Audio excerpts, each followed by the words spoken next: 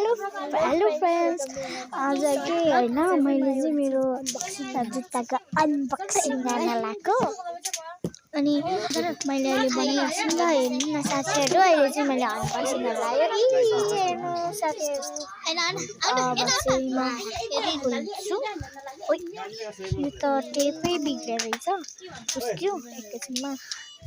अब चाहिँ म खोले मैले उता हेरेको थिएँ अनि फेरि मैले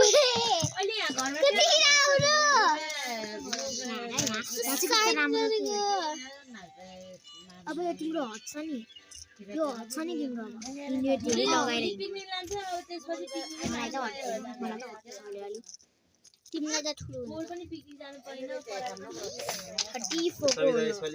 को 30 कति हो 4 फेरि प्रिन्सेसको बर्थडेमा त तिम्रो ढिलो हुन्छ नि एक दिन राख्दैन के कति राख्दिन त्यस्तो हुनु नि तिमीलाई पर्खे फेरि यो जान्छ अगाडि यसलाई मैले भन्नु पर्यो के राम्रो देख्छ Tanggalnya yang राम्रो लाग्छ